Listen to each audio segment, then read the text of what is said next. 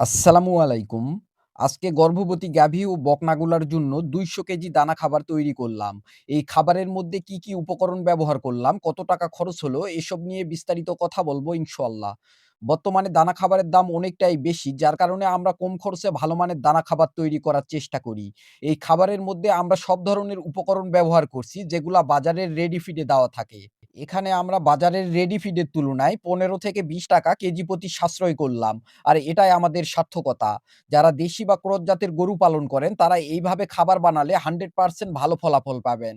এর মধ্যে আমরা যা ব্যবহার করছি: ভুট্টা ভাঙ্গা ৬০ কেজি, যার বাজার মূল্য ৳১৮০০, ধানের কুড়া ৬০ কেজি, যার বাজার মূল্য ৳৭২০, গমের ভুসি ৩৫ কেজি, যার বাজার মূল্য ৳১৫২০, অ্যাঙ্করের ভুসি ৩৫ কেজি, যার বাজার মূল্য ৳১৬৮০, খাবার লবণ ৩ কেজি, যার বাজার মূল্য ৳৫০, ডিসিবি ২ কেজি, যার বাজার মূল্য ৳১৭০, ডিবি ভিটামিন ১ কেজি, যার বাজার মূল্য ৳৩০০, লাইমস্টোন ১ কেজি, যার বাজার মূল্য ৳১২, লাইসিন ২০০ গ্রাম, যার বাজার মূল্য ৳৫৫, মিথিওনিন ২০০ গ্রাম, যার বাজার মূল্য ৳৮০। আমাদের মোট খরচ হয়েছে ৳৬,৩৮৭ যা কেজি প্রতি ৳৩১ মতো আসবে।